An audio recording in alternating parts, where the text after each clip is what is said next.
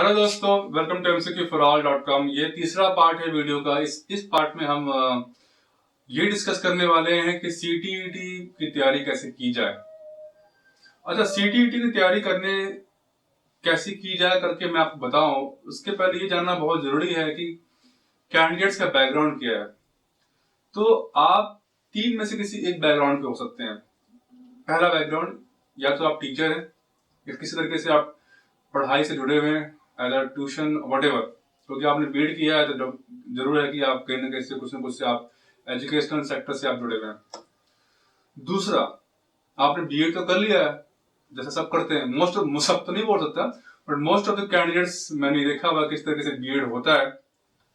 Meerut university और ये university कहीं है, आप कहीं और है, डिस्टेंस लर्निंग कर रहे हैं। जब पेपर होता है तभी आपका दिमाग आता है पढ़ने में, बाकी टाइम आप उसको हम लोग बोलते हैं डिस्टेंस एजुकेशन और समटाइम correspondence।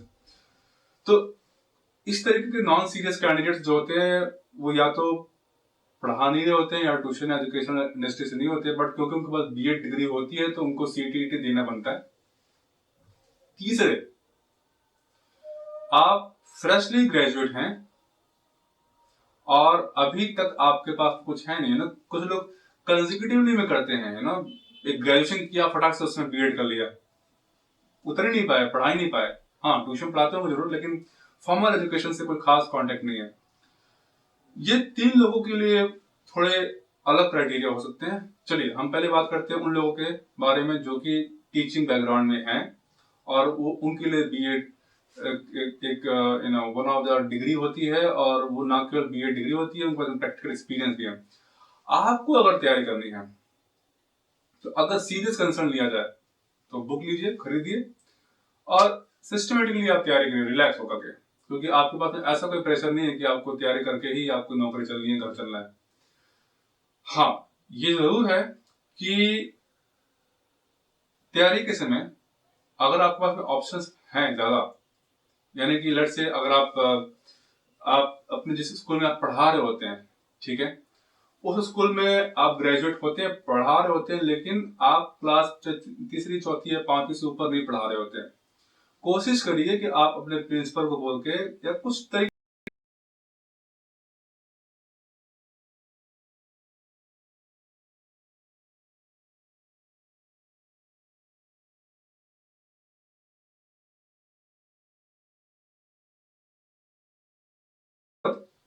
नहीं पड़ेगी।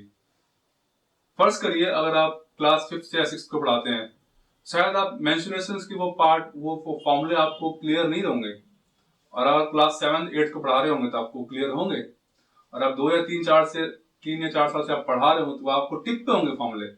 ये फर्क होता है एक टीचर का, क्योंकि उसके पास में ऑप्शंस हैं। और सीटीईटी को दिमाग में रखते हुए अगर आप पेपर 2 आप देना चाह रहे हैं तो आप कुछ करके आप स्कूल में या ट्यूशन में आप उन सब सब्जेक्ट को थ्रू आउट पढ़ने की और ट्राई करने की कोशिश करिए। फिर देखिए आपको अलग से तैयारी करने की जरूरत भी नहीं पड़ेगी।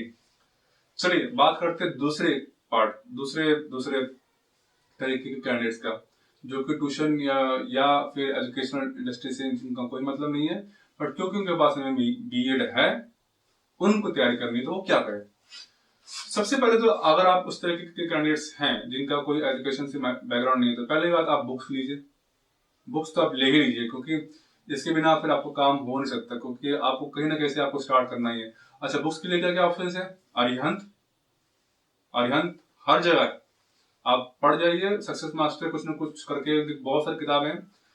उपकार, अच्छे अच्छे पब्लिकेशंस की बुक लीजिए, क्योंकि इनमें क्वेश्चंस और इनमें आपको अच्छे क्वेश्चन मिलेंगे और गलतियां कम मिलेंगी, और पेपर क्वालिटी अच्छी होती है तो थोड़ा अपना फील भी आता है पढ़ने में।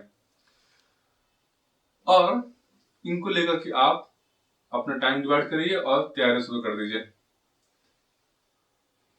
बुक लेते समय जो एक जरूरी बात मैं आपको बताना चाहूंगा वो ये है कि हर किसी को पता होता है कि उसका कौन सा सब्जेक्ट वीक है, कौन सा सब्जेक्ट उसका स्ट्रांग है।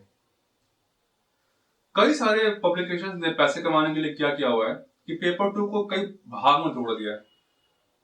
Books for books for social science, books for